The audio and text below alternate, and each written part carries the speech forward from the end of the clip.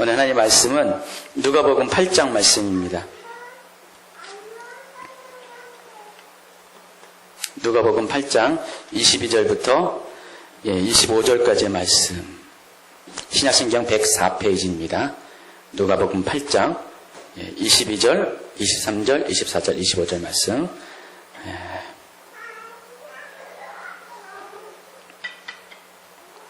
자, 같이 읽도록 하겠습니다. 저랑 같이 읽습니다. 하루는 제자들과 함께 배우르사 그들에게 이르시되 호수 저편으로 건너가자 하시매 이에 떠나 행선할 때 예수께서 잠이 드셨더니 마침 광풍이 호수로 내리침에 배에 물이 가득하게 되어 위태한지라. 제자들이 나와 깨르되 주여 주여 우리가 죽겠나이다 한데 예수께서 잠을 깨사 바람과 물결을 꾸짖으시니 이에 그쳐 잔잔하여지더라. 제자들에게 이르시되 너희 믿음이 어디 있느냐 하시니 그들이 두려워하고 놀랍게 여겨 서로 말하되 그가 누구기에 바람과 물을 명함에 순종하는가 하더라. 아멘. 자, 이 말씀은 이 누가복음에만 있는 게 아니라 마가복음 4장에도 있고 마태복음 8장에도 나와 있습니다. 그래서 우리가 이렇게 동일한 내용이 여러 군데 나오는 걸 이렇게서 병행구절이라고 합니다. 그래서 오늘 이 말씀들을 특별히 마가복음 말씀을 같이 우리가 좀 읽는 시간을 갖도록 할 겁니다. 중간중간에 제가 마가복음의 말씀을 가지고 이 말씀을 보충하면서 말씀을 전해가겠습니다. 오늘 본문에 보니까 22절에 보니까 하루는 예수께서 제자들과 함께 배에 오르셨다고 했습니다. 근데 예수님께서 바다 건너편 저편에 가자고 제자들을 정령하는 장면이 나옵니다. 26절에 보니까 그 바다 저편이 어디냐면은 그들이 갈릴리 맞은편 거라사인의 땅에 이르렀다고 그랬습니다. 그러니까 지금 예수님이 계신 곳은 가버나움 근처예요. 지도상으로 보면 여러분은 이제 딱 언뜻 안 떠오르지만은 지도상으로 보면 서쪽에 지금 예수님이 있고요. 또 동쪽으로 거라사 지방이 있는데 예수님께서 지금 그곳으로 배를 가자고 제자들에게 지축하는 장면을 볼 수 있습니다. 그런데 이 예수님의 요청대로 가버나움에서 이 거라사 지방으로 배를 타고 가는 중간에 문제가 발생했습니다. 어떤 문제냐면은 마침 갈릴리 호수에 광풍이 불게 되었습니다. 그리고 이 바람 때문에 파도가 일고 또 이 파도 때문에 배에 물이 들어와서 조금 있으면은 배가 침몰하게 되는 위급한 상황에 놓이게 되었습니다.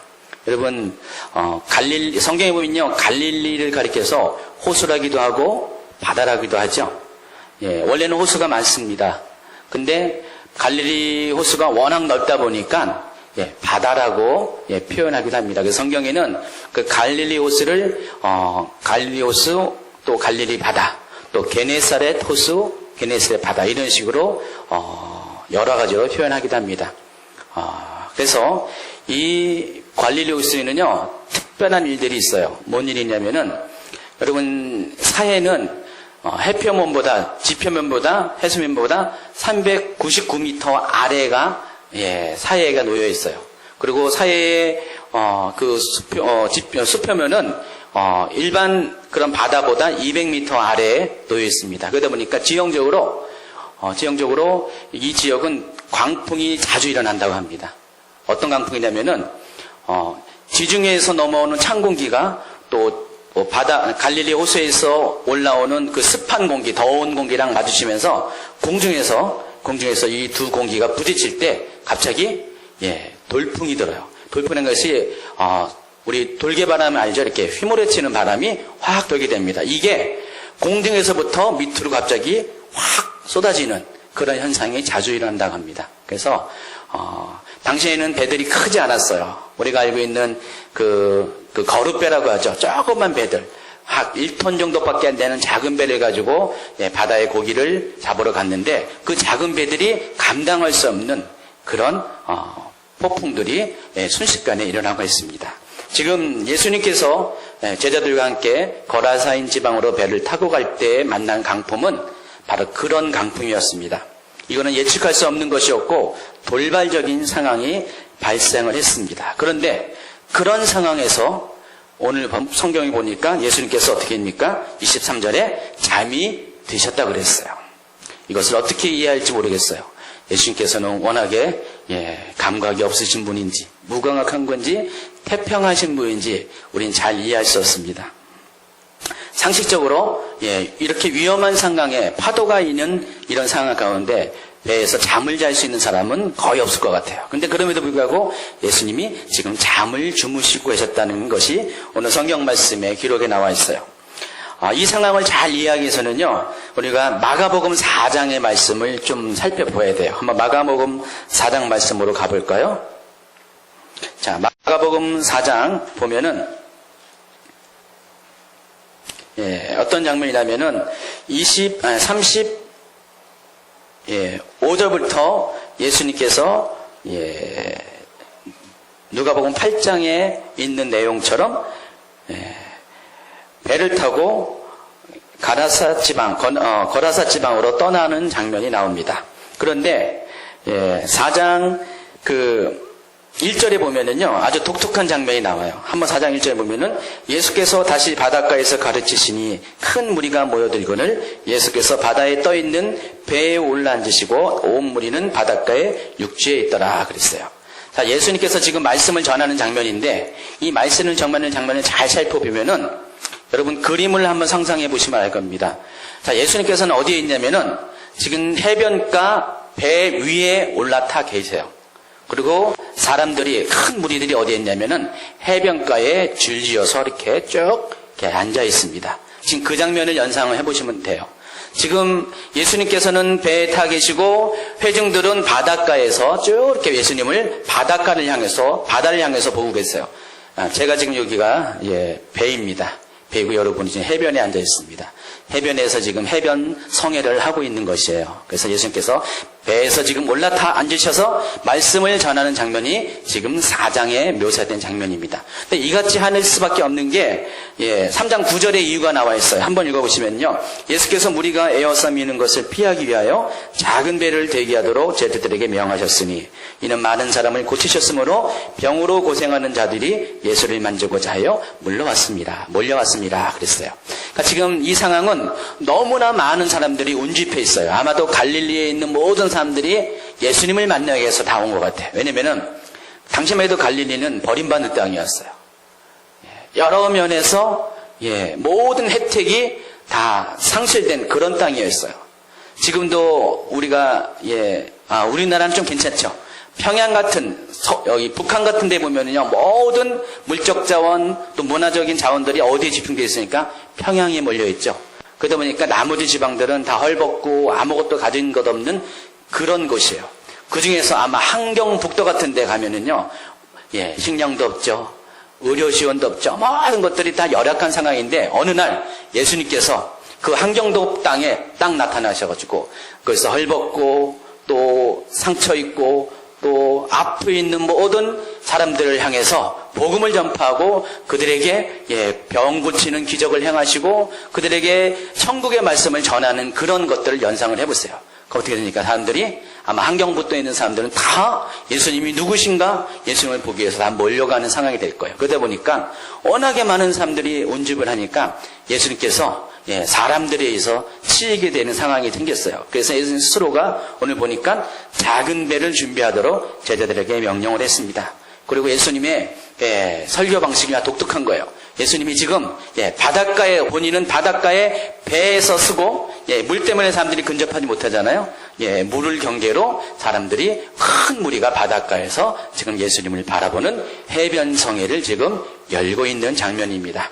그래서 2절에 보니까 이에 예수께서 여러 가지 비유를 가르치시니 그 가르친 중에 그들에게 이르시되 들으라 씨를 뿌린 자가 뿌리러 나가매. 자, 이 장면에서부터 우리가 어딜 보면은 마태복음 13장의 내용이 여기 다 실려져 있어요. 자, 마태복음 13장에서 예수님께서 천국 비유를 전하고 계시죠. 천국은 어떤 것이냐 하면서 계속해서 그 말씀을 전하는데 그 내용이 이 마가복음 4장에 다 나와 있어요. 그래서 예수님께서는 비유를 통해서 하나님 나라가 어떤 곳임을 가르치는 장면이 나옵니다. 그런데 그렇게 하루 종일 예수님께서 사람들을 큰 무리들에게 말씀을 전한 다음에 보니까 35절에 보니까 어느덧 해가 지기 시작했습니다. 날이 저물기 시작했습니다. 그러니까 하루 온종일 예수님은 지금 바닷 가운데서 햇볕이 강하게 내리쬐는 그 바닷 가운데서 사람들에게 말씀을 전하시고 나서 어느덧 해가 저문 그때를 맞이하게 됐습니다. 그때 예수님께서 갈릴리 건너편 거라사 지방으로 배를 몰고 가자고 제자들을 종용을 한 것입니다. 그래서 제자들은 예수님을 예수님께서 무리를 가르치는 그 상태 그대로 배에 탄 그대로 예수님을 모시고 지금 거라사 지방으로 배를 떠나고 있는 것이에요. 그런데 바로 그런 상황이기 때문에 하루 종일 사람들을 가르치면서 지치고 피곤하신 예수님께서 배에 타자마자 어떻게 했습니까? 잠이 깜빡 드시게 된 거예요. 여기 저는 별로 안 그러는데 우리 최은혜 목사님 집회를 하고 나잖아요. 그럼 저랑 이제 집회 다 마치고 만약에 어디 이동 중에 어디서 이제 이동하잖아요. 그러면 얘기 좀 하다가 한 5분 10분 있으면은 조용해져요. 푹 잠이 들어버려요. 깨워도 안 일어나요. 아마 그런 상황인 것 같아요. 예수님께서는 너무 피곤해가지고 지금 하루 종일 말씀을 전했기 때문에 지쳐서 아마도 식사도 못하셨을 것 같아요. 그 상황이 식사할 상황이 아닌 것 같아요. 식사도 못하고 지친 상황 가운데 배에 타자마자 예수께서 잠이 드셨어요. 그래서 누가 어보아도 모를 정도로 깊은 잠에 빠지게 됐습니다. 그런데 바로 그런 상황 가운데서 돌발적인 상황이 발생했어요. 광풍이 불기 시작했고 파도가 일기 시작했고 또 배에 물이 가득 들어와서 자칫하면은 배가 침몰될 수 있는 그런 위급한 상황에 처하게 됐습니다. 근데 그런 상황에서도 예수님은 여전히 잠을 주무시고 계셨습니다. 그래서 다급해진 제자들이 예수님을 깨우게 됩니다. 오늘 본문 8장 24절 보니까 제자들이 나와 깨우리되 주여 주여 우리가 죽겠나이다. 그러니까 예수님께서 지금 예수님 앞에 지금 예수님을 깨우면서 지금 예수님 이렇게 전하는 이 장면은 보통 위급한 상황이 아닌 것 같아요. 마가복음 4장 38절에도 이것을 이렇게 표현합니다. 선생님이여 우리가 죽게 된 것을 돌보지 아니하시나이까. 그러니까 제자들의 입장에서 자기들은 죽게 되었는데 예수님은 편안하게 잠을 청하고 있는 그 장면을 이해할 수가 없었어요. 아마도 섭섭한 것 같아요. 자기들이 믿고 신뢰하는 예수님께서 자기들의 생명을 돌보지 않고 그냥 잠만 청하는 장면에 대해서 이해가 안 됐던 것 같아요. 이런 장면에서 예수님께서 제자들의 깨우자마자 예수님은 바로 깨어나게 됩니다. 그리고 사신 것이 바람과 물결을 꾸짖었고 또 이내 바다 물결이 잔잔해졌다고 오늘 성경은 이야기하고 있습니다. 그리고 하신 말씀이 오늘 설교 제목입니다. 너희 믿음이 어디 있느냐 이런 말씀입니다. 그런데 마가복음 이 4장 40절에서 동일한 말씀을 이렇게 표현하고 있습니다. 마가복음 4장 40절 보면은 이에 제자들에게 이르시되 어찌하여 이렇게 무서워하느냐 너희가 어찌 믿음이 없느냐 이렇게 예수께서 말씀하십니다. 누가복음에서는 너희 믿음이 어디 있느냐 이렇게 단순하게 표현했지만 마가복음에서는 어찌하여 이렇게 무서워하느냐 너희가 어찌 믿음이 없느냐 이렇게 좀 길게 표현을 했습니다. 그런데 여기 주석을 관주를 잘 보면은요 여러분 성경 관주를 보면은 이 너희가 어찌 믿음이 없느냐라고 할 때 이 중간에 뭐가 들어가 있냐면 어떤 사본에는 이렇게 표현을 하고 있어요. 어찌 아직도 믿음이 없느냐 이렇게 표현을 하고 있어요. 자, 예수님께서 이 말씀을 하신 이유가 있습니다. 왜 이렇게 말씀을 하셨을까? 단순히 너희 믿음이 어디 있느냐가 아니라 어찌하여 아직도 믿음이 없느냐고 예수께서 이 말씀하신 데는 분명한 이유가 있다는 것입니다. 자, 이 말씀을 통해서 예수님이 제자들에게 향한 기대감이 있음을 우리가 눈치를 챌 수 있어요. 그러니까 예수님은 이 상황 가운데서 분명히 제자들이 믿음이 있을 것이라고 기대를 했다는 것입니다. 근데 그럼에도 불구하고 그런 예수님의 기대와는 달리 이런 상황을 만났을 때 제자들에게는 믿음이 없었어요. 믿음을 발견할 수가 없었어요. 그래서 예수님은 이해가 안 된 것이에요. 어찌하여 아직도 믿음을 가지지 못하느냐 그렇게 질문을 하신 것입니다. 자, 마태복음 8장 23절 27절에도 동일한 기록이 나와 있어요. 제가 오늘 이 병행거전 3개를 다 얘기하는데, 마태복음 8장을 보면은요, 예수님께서 왜 이 말씀을 하시는지 구체적인 이유를, 상황을, 정황을 알 수가 있다는 것입니다. 자, 마태복음 4장부터 거슬러 가면요, 예수님께서 마태복음 4장 초반부에 광야에서 시험을 당하시죠, 마귀로부터. 그리고 마귀의 시험을 이기신 다음에 곧바로 하신 것들이 온 갈릴리를 다니시면서 복음을 전하시는 장면이 나옵니다. 마태복음 4장 23절에 보면은 온 갈릴리 다니면서 예수님께서 가르치시고 선포하시고 수많은 병든 자들을 고치시는 장면이 쭉 나와요. 그리고 나서 5장에는 어떤 장면이 나냐면은 여러분이 잘 알고 있는 산상수훈이 기록되어 있어요. 근데 5장 1절에 보면은 예수님께서 산에 올라 앉으시니 어떻게 되어 있냐면은 제자들이 나왔다 그랬어요. 자, 이미 4장을 거쳐서 5장에 이르렀을 때 예수님의 가르침을 받는 사람들이 명확해졌어요. 우리가 알고 있는 일반적인 사람들이 아니라 예수님의 가르침을 듣는 사람들은 바로 제자들이었어요. 우리가 알고 있는 12제자만 말하는 것이 아니라 여기는 수백 명이 될런지 수천 명이 될런지 일반적인 큰 무리와는 다른 제자들을 의미한다는 것이죠. 그러니까 제자들이 나와서 예수님 말씀을 듣고 있어요. 그래서 예수님은 마태복음 5장에서 하나님 나라가 어떤 것인가에 대한 그 비밀을 팔복을 통해서 가르쳐 주십니다. 그리고 팔복을 마치자마자 예수님께서 6장부터 어떤 내용을 가르치냐면은 하나님 나라에서 우리가 어떠한 삶을 살아가야 되는지 구체적인 삶의 스타일, 라이프 스타일에 대해서 설명을 해주세요. 그래서 우리가 어떻게 구제하고 어떻게 기도하고 또 어떻게 금식하고 있는 것, 이런 것들을 가르쳐 주시고요. 우리가 어떻게 물질에 대해서 어떻게 받아들이고 물질에 대한 생각을 가져야 될 것을 가르쳐 주십니다. 또 남을 비판하지 말 것을 가르쳐 주고 또 전적으로 하나님에서 구할 수 있는 방법들에 대해서 여러모로 가르쳐 주십니다. 그래가지고 마태복음 6장, 7장을 다 마치신 다음에 예수께서 8장에 이르러서 어떤 일을 하시냐면 첫 번째로 문둥병자를 고치는 장면이 나옵니다. 8장 초반부에. 그리고 문둥병을 고친 다음에 곧바로 백부장의 중풍병 걸린 하인을 고치는 장면이 나오고요. 그 다음에 시몬의 장묘가 열병에 걸린 것을 고치는 장면이 나옵니다. 이 3가지 병은요, 우리가 여러분 그냥 단순하게 이 3가지 병을 이해하면 안 됩니다.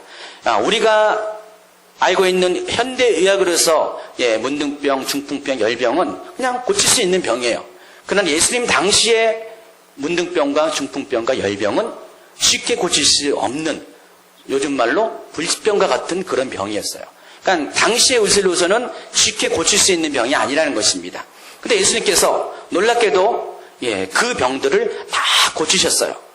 그리고 18절 이하에 보면은 예수님께서 한 서기관의 질문에 대해서 제자로서 어떻게 예수님께 나아야 되는지 그런 삶의 동기를 가르치는 장면이 나오고요. 또 우리가 어떻게 우리의 삶을 하나님께 드려야 되는지 우선순위를 가르치는 장면이 계속해서 나옵니다.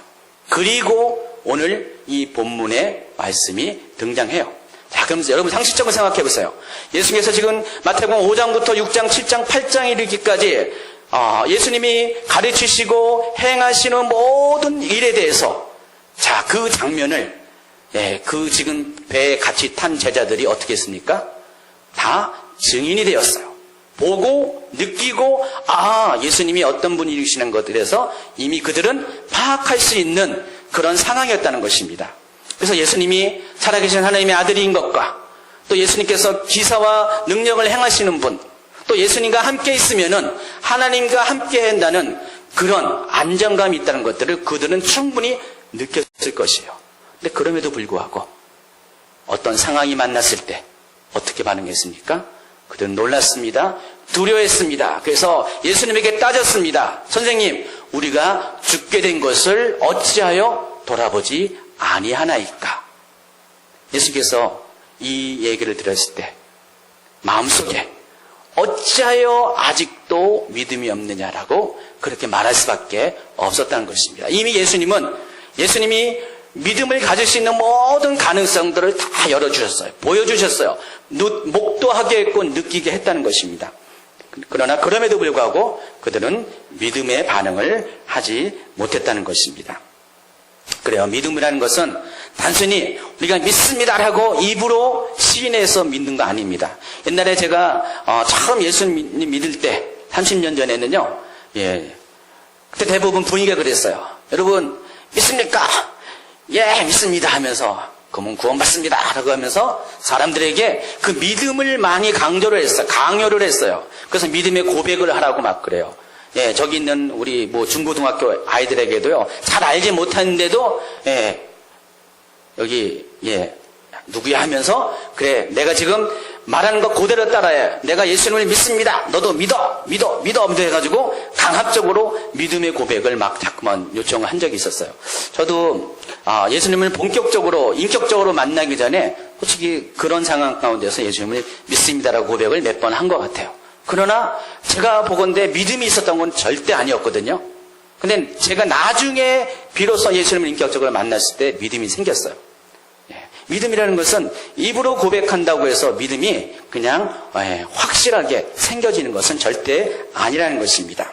믿음은 어떨 때 우리의 믿음이 증명되냐?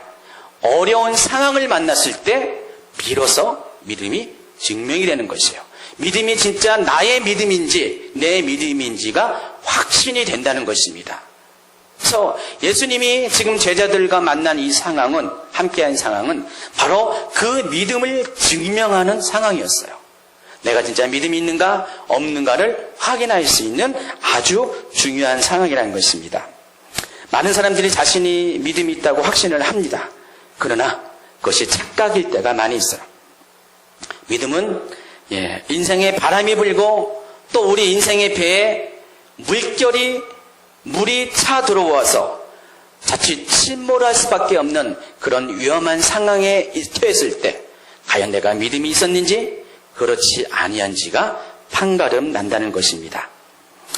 자, 믿음에는 크게 두 가지 요소가 있다고 해요. 첫 번째는 관념적인 요소가 있고요. 두 번째는 행위적인 요소가 있어요. 여러분 어려운 말을 쓰는데 이 관념적인 요소라는 것은 어떤 거냐면은 믿음에 대해서 여러분이 지식적으로 알고 또 여러분이 입으로 동의하는 것, 마음으로 동의하고 입으로 시인하는 것, 이게 관념적인 믿음의 요소예요.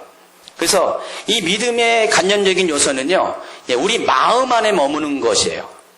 여러분, 로마서 말씀을 보면은요, 로마서에 보면은 사도 바울이 믿음에 대해서 굉장히 잘 설명을 하고 있는 걸 알 수 있죠. 로마서 말씀 보면은 굉장히 논리적으로 사도 바울이 믿음이 무엇인가에 대해서 설명을 해요. 그래서 여러분이 사도 바울의 말씀을 딱 들을 때 어느 분은 믿음이 이런 거였구나 하면서 머릿속에 명쾌해지기 시작합니다. 그리고 마음속에 믿음의 확신이 확 들어와서 내가 믿습니다고 고백을 하는 그런 결과가 나오기도 합니다. 로마서 10장 10절에 보니까 사람이 마음으로 믿어 의에 이르고 입으로 시인하여 구원에 이른다고 했어요. 그래서 이러한 믿음을 가리켜서 관념적인 믿음이라 그래요. 내 머릿속에, 내 생각 속에, 내 마음 속에 머문 믿음을 말하는 것입니다. 두 번째로 행위적인 요소가 있어요, 믿음에는요. 이것은 머리로 깨닫고 마음으로 동의하는 그것을 바로 믿음을 시험하는 상황이 발생하였을 때 자신의 믿음을 행위로 증명하는 것을 말하는 것이에요. 그래서 이 행위적인 믿음에는요, 두 가지가 있는데 순종의 믿음과 인내의 믿음이 있어요. 그러니까 우리가 마음으로 생각하는 그 믿음을 어떤 상황이 만났을 때 진짜로 행동으로서 순종하느냐, 또 진짜로 믿음을 가지고 인내하느냐, 이것이 바로 행위적인 믿음이라는 것입니다. 그래서 어떤 상황 가운데 말씀에 만약에 내가 순종하는 것이 있다면은 나에게는 믿음이 있다는 것이 맞다는 것입니다. 근데 사람들은 대부분의 이 두 가지의 이 믿음 중에서 관념적인 믿음에 머물 때가 많이 있어요. 그러니까 생각 속에 믿음이 머물 때가 많이 있다는 것입니다. 물론 믿음의 고백조차 없는 것보다는 나을 수 있을지언정 그러나 그럼에도 불구하고 우리가 생각 속에 머문 이 믿음은 진정한 믿음이 아니라는 것입니다. 왜냐하면 믿음은 정작 필요할 때 그 믿음을 써먹어야 되거든요. 그러니까 정작 믿음의 행동이 필요할 때, 믿음의 결단이 필요할 때 이 믿음을 증명을 해야 되는데 이 생각 속에 머문 믿음은 그때 그것이 증명이 될 수 없을 수가 있다는 것입니다. 오늘 본문에서의 제자들이 가진 이 믿음이 바로 그런 믿음이었어요. 어떤 믿음이요? 관념적인 믿음이었어요. 머릿속에만 있는, 생각 속에만 있는 믿음, 마음 속에만 있는 믿음이었어요. 그들은 풍랑이 일자 곧바로 물결 가운데서 자신의 믿음의 현주소들을 발견하게 됐습니다. 그러나 그것은 자신들을 구원하는 믿음이 절대로 아니었다는 것입니다. 그것은 구원과 전혀 상관이 없는 것이었어요. 만약 예수님이 없었다면은 그들도 물결 속에 빠져들어갈 수밖에 없는 그런 잘못된 믿음이었습니다. 그래서 예수님은 이들의 믿음을 보고 한탄을 하신 것이에요. 너희가 어찌하여 아직도 믿음을 갖고 있지 못하느냐, 이렇게 한탄하셨습니다. 누가복음 18장 8절에서는 예수님께서 이런 말씀하세요. 그러나 인자가 올 때 세상에서 믿음을 보겠느냐 하시니라고 했어요. 예수님께서 말씀하신 이 믿음이 어떤 믿음이냐? 바로 관념적인 믿음이 아니라 행위로 드리는, 순종하는 믿음, 또 인내하는 믿음을 말하는 것이에요. 그러니까 마지막 때가 되면은요, 사람들에게 어떤 일이 닥치냐면은 진짜 믿음을 시험할 수밖에 없는 상황이 닥쳐요. 내가 진짜 예수님을 믿는 것 때문에 내가 자칫하면 죽음을 당할 수 있는 그 상황. 내가 부인하면 살 수 있지만은 예수님을 인정하면은 죽음을 당할 수 없는 그 상황 가운데 과연 몇 명이나 예수님을 인정하고 예수님을 구주로 고백할 수 있냐? 바로 그것을 예수님께서 말씀을 하시는 것이에요. 실제로 이 믿음이라는 것은 우리가 머릿속에 있다고 해서 나를 구원시키는 것이 절대는 아닙니다. 이 믿음은 내가 진정 행위로 나타날 때, 순종함으로 나타날 때, 인내함으로 나타날 때 이 믿음이 나를 고백을 하는 것이에요. 그러니까 마지막 때가 되면은 내 머릿속에 있는 믿음은 나를 구원할 수 있는 능력이 되지 못해요. 반드시 내가 이 갖고 있는 이 믿음을 행위로서 보여줄 때 그것이 나를 결과적으로 내 영혼을 구원시키는 그런 일이 된다는 것입니다. 근데 이것이 오직 제자들의 문제만 되는 거냐? 아니라는 것이죠. 저와 여러분의 문제이기도 한다는 것입니다. 사람들은 입으로는 믿는다고 고백하고 마음으로 결심한다 할지라도 막상 상하게 만나게 되면 대부분 그 믿음의 기반이 흔들리게 됩니다. 여러분, 제가 만난 많은 믿음의 사람들, 자신이 믿음이 있다고 하는 분들, 퍼센트는 어떻게 될지 모르겠어요. 그러나 적어도 그들 중에 절반 이상은 제가 알고 있는 이 행위적인 요소의 믿음을 가진 사람이 아니었음을 제가 지금 생각해 봅니다. 그러니까 많은 사람들이 믿음이 있다고 생각했는데 실제로는 자기도 모르는 사이에 자신의 믿음은 관념적인 믿음 속에 머물 때가 굉장히 많이 있어요. 만약에 여러분이 아무런 부족함이 없이 살다가 어느 날 갑자기 재정적인 문제가 막 닥쳐왔어요. 여태껏 돈 문제 갖고 전혀 걱정 없이 살았는데 어느 날 갑자기 하나님께서 환경 가운데 돈줄을 다 이렇게 묶어버리시고 진짜 하루하루 그 은근히 살아가는 그날이 올 때가 있습니다. 그때 여러분 과연 어떻게 할 것인가 한번 상상을 해보세요. 혹시 그런 상황을 여러분이 겪을 수도 있을 것이에요. 또 갑자기 여러분의 자녀들에게 위험이 닥칩니다. 자녀를 가르쳐서 눈에 넣어도 안 아픈다고 그랬는데 그 눈에 넣어도 안 아픈 자녀들에게 갑자기 문제가 생깁니다. 자녀들이 사고로 죽임을 당하고 이럴 때 여러분은 과연 어떻게 이 부분에 대해서 반응을 합니까? 또 사람들이 배반하고 손가락질하는 상황이 올 때가 있어요.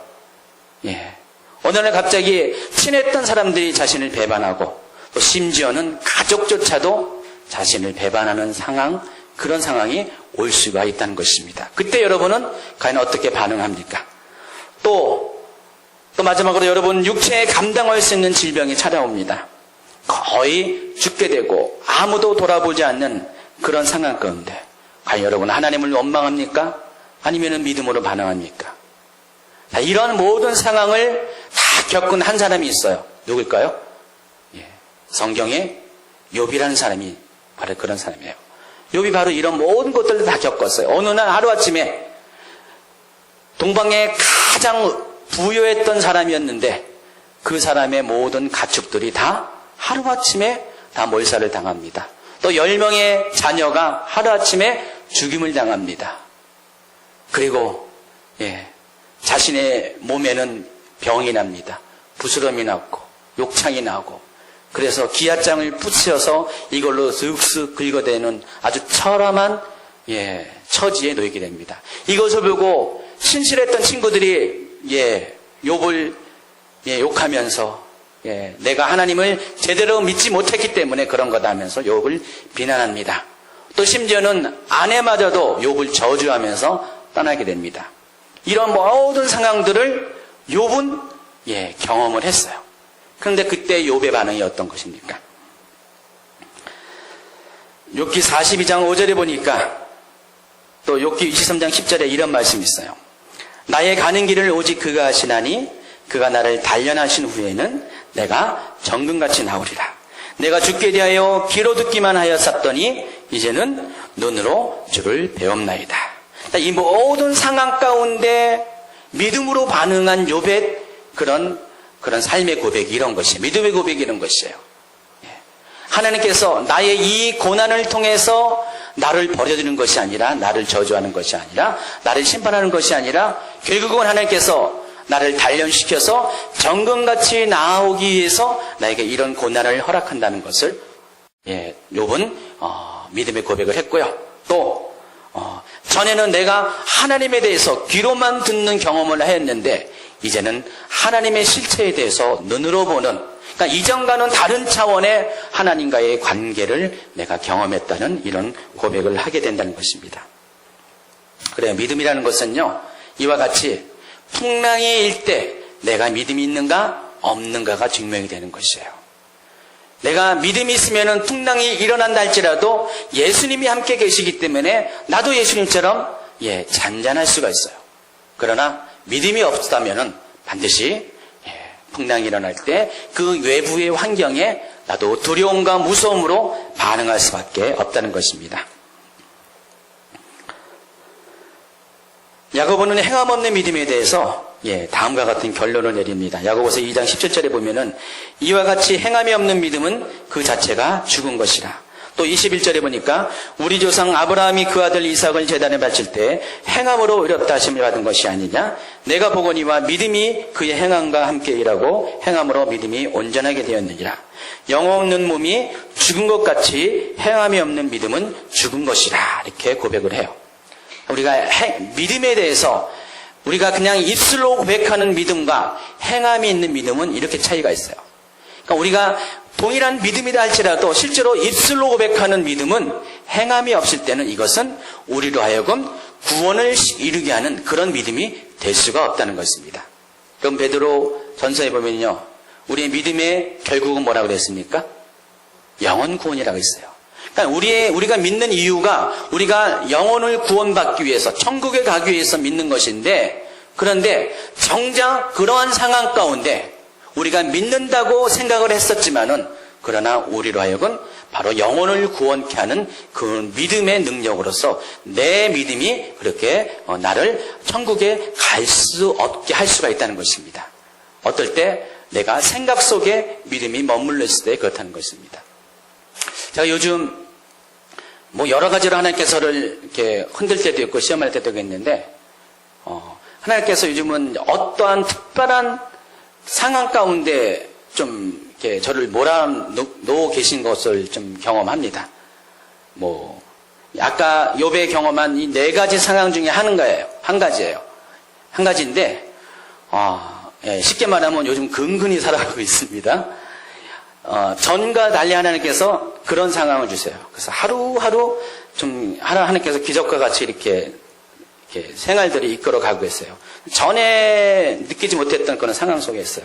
그런데 참 감사한 것은 입에서 불평이 안 나오는 거예요. 불평이 안 나오고 걱정이 안 나오고, 매일매일 어떤 닥치는 상황이 있는데 걱정이 안 생기면서 평안 가운데 시간을 보내고 있어요. 그런데 놀랍게도요, 하나님은요, 어느 날은요, 생각하지 못한, 그런 작은 그런 손길을 통해서, 모든 것이 다 없는 상황이에요.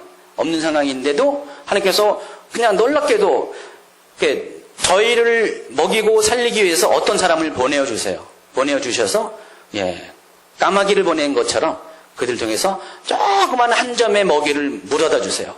그러면은 제가 딱 깜짝 놀래요. 와, 하나님이, 우리가, 진짜 돈이 없어서 죽게 된 것을 아시는구나 하면서 그것을 채워준다는 것을 그냥 느껴요. 근데 제가 그 상황 가운데서도 우리 자녀들에게도 물론 애들한테 그래요. 지금 상황이 그러니까 우리 먹고 싶어도 먹지 말자. 씻고 싶어도 좀 참자. 그러면서 아이들을 달래고 하는데, 근데 저희만 그런 게 아니라 우리 아이들도 마찬가지로 그 상황에 대해서 저희처럼 똑같이 반응을 하는 것이에요. 그러면서 지금 이 재정을 통해서 하나님이 저를 제 믿음을 시험하고 있다는 것에 대해서 굉장히 실제적으로 느끼고 있어요. 느끼면서 제 안에 발견되는 제 마음속에 있는 반응은 진처럼 제자들처럼 그런 것이 아니었고 욥처럼 하나님 앞에 그렇게 믿음으로 반응하겠다는 것에 대해서 굉장히 감사가 막 끌어오르고 있습니다. 제 상황이 그래요. 근데 우리가 이러한 것들에 대해서 여러분도 아마 겪을 것이고 또 여기 있는 모든 상황에 대해서 겪을 것이에요. 어제 누군가가 전화했어요. 제가 잘 아는 분이 전화가 와가지고 가족 중에 어떤 분이 아프세요. 지금 확진은 안 돼 있지만은 암에 걸린 것 같다 해서 슬퍼해서 슬픔에 빠져 있어요. 제가 일주일 동안 안 나오셔가지고 전화를 드렸더니 그런 얘기를 하세요. 그래서 위로하고 격려하고 하면서 지금 그러고 있지 마시고 그러니까 권사님인데 권사님 오늘 밤이라도 교회에 나오셔서 철야라도 하세요. 교회 문이 잠겨 있을 텐데요. 아니 멀고 들어오시면 되잖아요. 필요하시면 제가 같이 가서 기도해 드릴 테니까 오세요. 기도하세요. 그렇게 권면을 했어요. 사람들은 참 희한해요. 평소에는 열심히 잘 믿는다고 하면서 막상 상황이 닥치면은 한 발짝 두 발짝 뒤로 물러가는 것이 우리의 모습이라는 것이에요. 그건 아닙니다. 믿음은 행동이 있어야 돼요. 생각 속에 머물러 있는 게 아니라 한 발 두 발 나아가야 돼요. 그래서 그런 상황에 대해서 내가 그것을 이기고 극복할 수 있도록 하나님 앞에 내 믿음을 행위로서 보여줘야 된다는 것입니다. 그렇지 않으면요 우리를 구원할 수 있는 방법이 없어요. 하나님은 우리를 구원하고 싶어도 우리의 믿음의 반응을 통해서 우리를 구원하시거든요. 제자들이 예수님에 대해서 믿음으로 반응해서 예수님을 깨우고 또 예수님 앞에 우리를 살려달라고, 이것도 하나의 좀 믿음이잖아요. 그것은 그나마 그 작은 믿음을 통해서 예수님을 깨웠기 때문에 침몰하기 전에 예수님께서 바다를 꾸짖고 물결을 꾸짖어서 잠잠케 했습니다. 그러나 어떤 사람들은 발만 동동 굴려요. 여러분 특히 엄마들 옛날에 많이 경험했잖아요. 자녀들이 갑자기 어느 날 밖에서 놀다가 실컷 놀다가 갑자기 사고를 당합니다. 어떻게 해요? 어떡하나 어떻게 하면서 그냥 정신이 다 나갑니다. 머리가 하얘집니다. 그래서 그냥 거의 정신 나간 사람처럼 행동을 해요. 여기저기 전화하고 막 난리가 납니다. 그러나 믿음이 있는 부모는 어떻게 반응할까요? 물론 놀라죠. 걱정되죠. 그러나 하나님께서 이 아이를 고쳐주실 것이라고 그것을 믿기 때문에 그 믿음대로 반응하게 돼 있어요. 그래서 절대로 행동으로서 그런 조급함을 보이지 않습니다. 그럴 때 오히려 기도하자. 그래서 애를 붙잡고 기도해요. 병원에 가기 전에 기도하고, 그리고 하나님께서 이 아이를 회복시켜 줄 것이라, 큰 어려움이 없을 것이라고 아이에게 안심을 하는 말, 믿음의 말을 합니다. 그래서 누구야? 하나님께서 걱정하지 마. 고쳐주실 것이야. 크게 일을 벌이지 않을 것이 하면서 안심하게 됩니다. 그러니까 믿음이라는 것은 우리가 반드시 내가 믿음이 있다면은 드러나는 행위와 드러나는 말로써 그것들을 표현을 해야 돼요. 그렇게 할 때 그것이 믿음이 역사를 하는 것이에요. 역사하는 믿음이 된다는 것입니다. 그냥 머릿속에만 머물고 생각 속에서만 머물면은 그 믿음은 절대로 그 상황을 바꾸는 믿음이 될 수가 없다는 것이에요. 지금 제자들은 바로 그 상황 가운데 예수님한테 자신의 믿음이 어디 있는가를 시험을 당한 것입니다. 아까 야고보서 2장 26절에 영혼 없는 몸이 죽은 것 같이 행함이 없는 믿음은 죽은 것이라는 것을 다시 약간 믿음의 두 가지 요소를 가지고 다시 이 말을 바꿔서 말한다면은 간념적인 믿음만 갖고 있는 것, 그러니까 머릿속에 있는 믿음만 갖고 있는 것은 행위가 없는 믿음을 갖고 있는 것은 그것은 믿음이 아니라 죽은 것이다라는 그런 뜻이에요. 머릿속에 있는 믿음은 절대로 여러분의 영혼을 구원시킬 수 없습니다. 여러분 반드시 행위로서 믿음의 행동을 통해서 여러분의 믿음을 보여야 된다는 것입니다.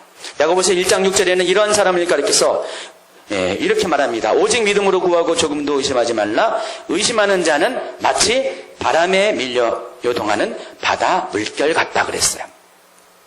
믿음이 없는 사람의 특징이 바로 이런 것이에요. 어떤 상황을 만났을 때 바람에 밀려 요동하는 물결과 같아요. 그래서 제자들이 오늘 바로 그런 사람들이었어요. 지금 바람이입니다. 물결이입니다. 배가 막 흔들립니다. 그랬을 때 예수님과 제자들의 반응이 뭐가 다르냐?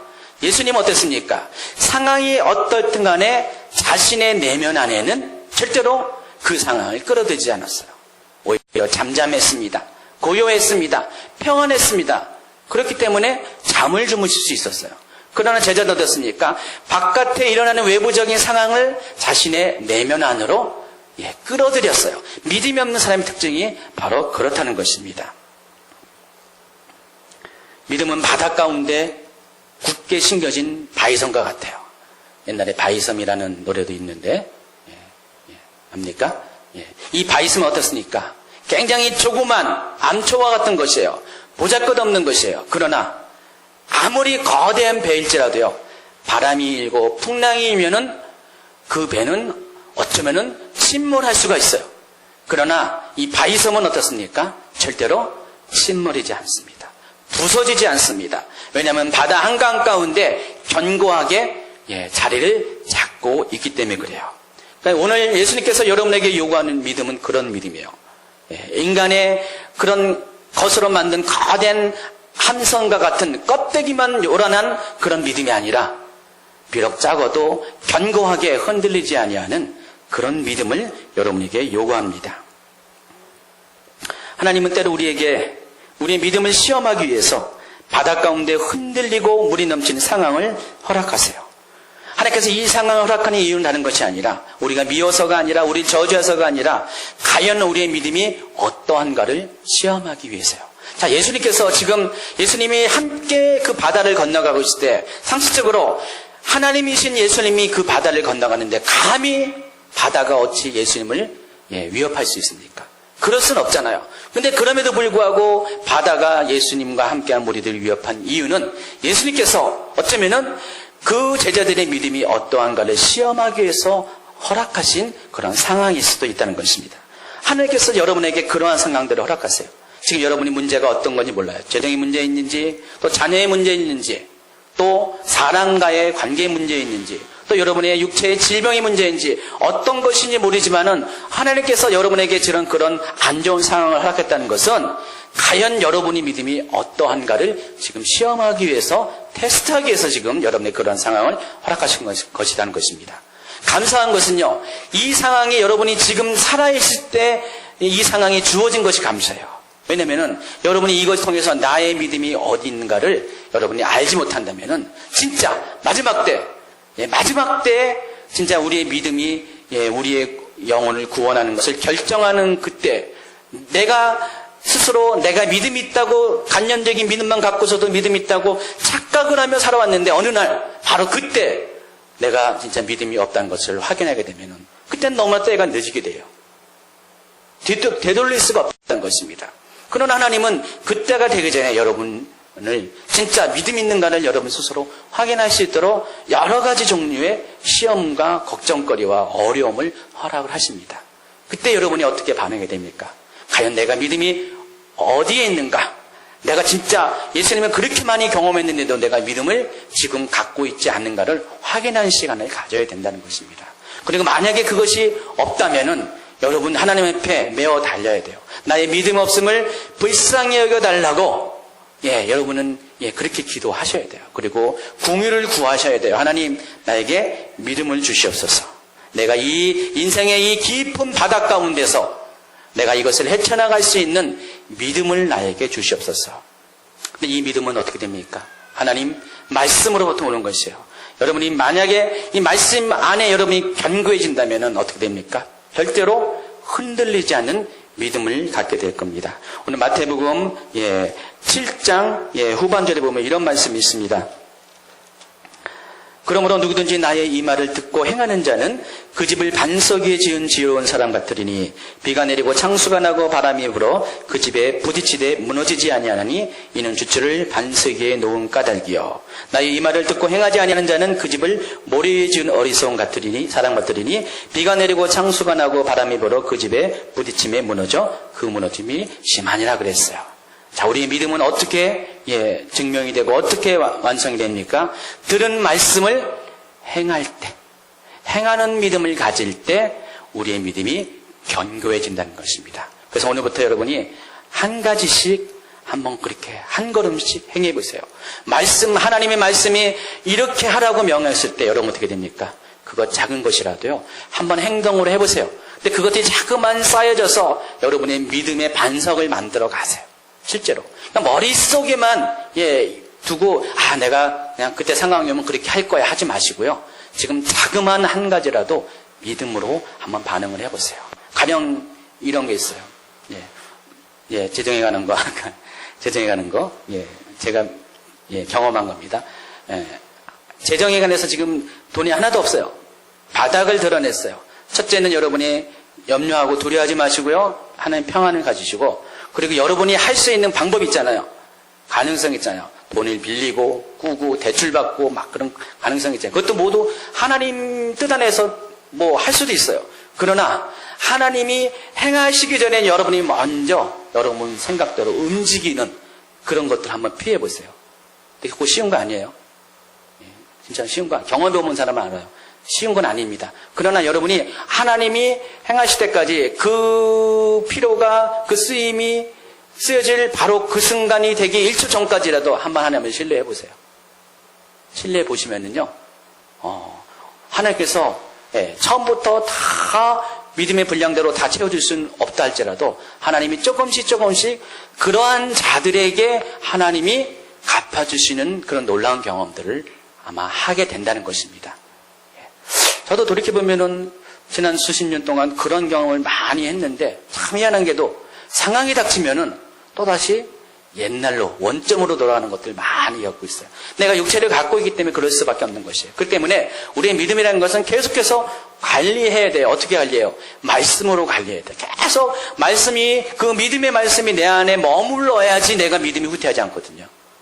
근데 과거의 말씀을 가졌는데 오늘 말씀을 갖고 못하면은요, 오늘 나는 흔들릴 수밖에 없다는 것입니다. 그래서 어느 유명한 목사님이 이 산상수의 말씀을 가지고 그러더라고요. 나는 매일매일 눈을 뜨자마자 하는 일이 이 산상수훈을 읽는 거라고요. 그러니까 이 보배로운 말씀을, 이 믿음의 말씀을 매일매일 내 머릿속에 심겨둬서 실제로 그날 이 믿음의 행동이 필요할 때 이 말씀을 꺼내어서 사용할 수 있도록 항상 그렇게 거룩한 습관을 갖는다고 이렇게 말씀하시더라고요. 여러분도 말씀을 가지고 여러분의 믿음을 계속해서 다져나가는 삶을 살기 바랍니다. 자, 오늘 말씀을 마칩니다. 말씀 마치면서 시간에 같이 좀 기도하겠습니다. 기도해서 실제적으로 여러분 속에 과연 내가 주님이 원하시는 그러한 믿음이 있는가 없는가를 여러분 확인하세요. 혹 여러분 중에 지금 이 시간에 여기 있는 제자들처럼 바다에서 풍랑을 만나고 또 여러분의 인생의 배에 물이 들어와서 거의 침몰하기 직전인 위급한 상황에 놓인 사람이 있습니까? 지금이야말로 여러분이 믿음이 도약할 수 있는 아주 절호의 기회입니다. 하나님, 나에게 지금 이 믿음을 주시옵소서. 내가 말씀을 의지해서 하나님 믿음의 그물을 내리기를 원합니다. 믿음으로 반응하고 믿음으로 행동하는 자가 되길 원합니다.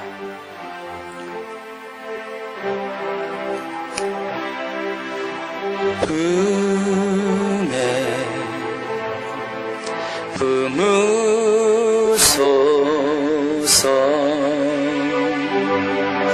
능력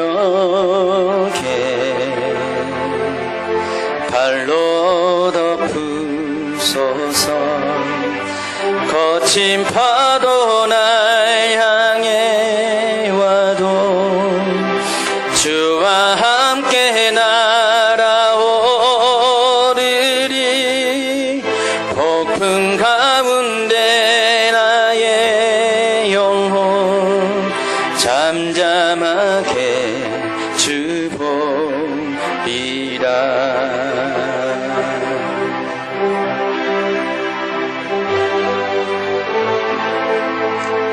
주님 감사합니다.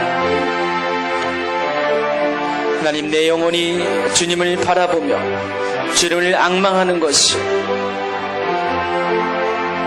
목마른 사슴이 주님을 찾기에 갈급함처럼 언제나 주님을 그렇게 사모하기를 원합니다.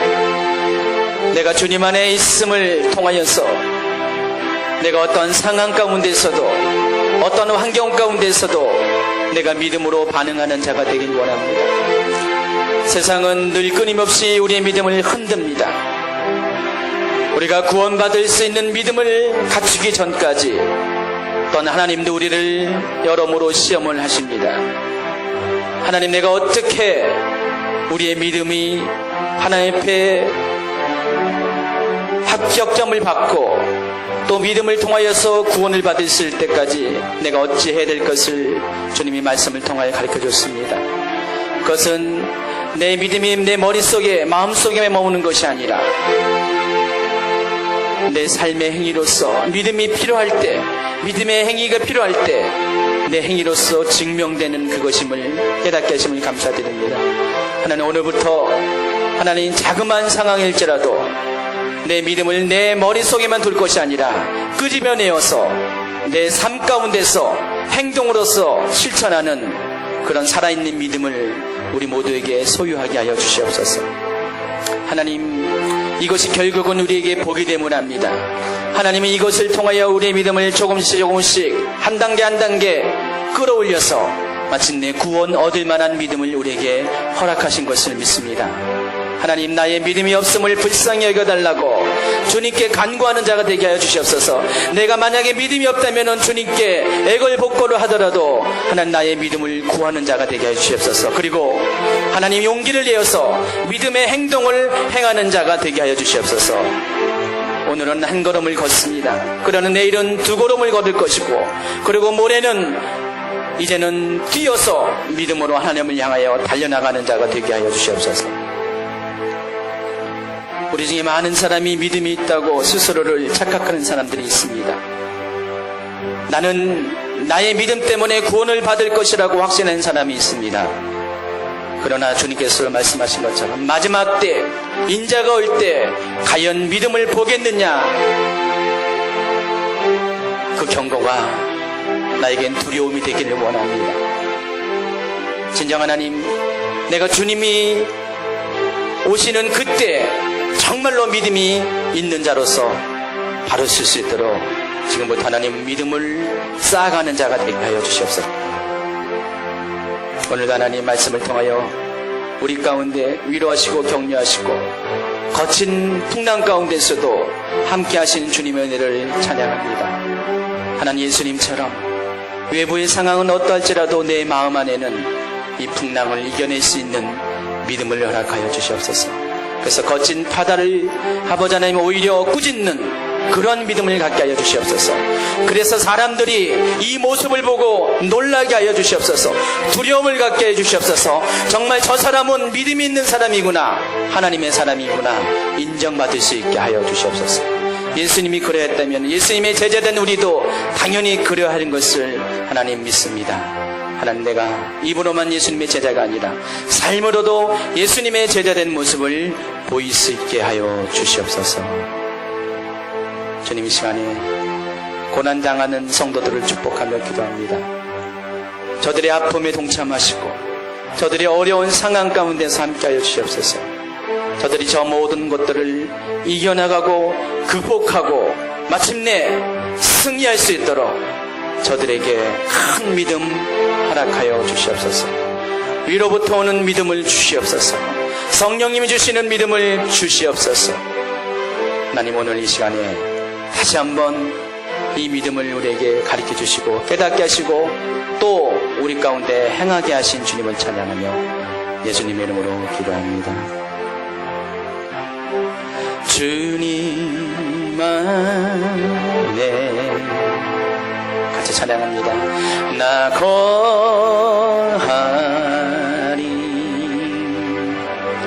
주 능력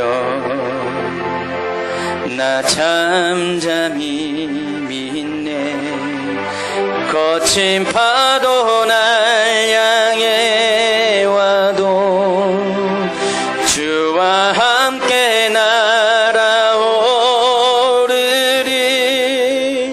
폭풍 가운데 나의 영혼 잠잠하게 주 보리라 거친 파도 날 향해 와도 주와 함께 날아오르리 폭풍 가운데 나의 영혼 잠잠하게 주 보리라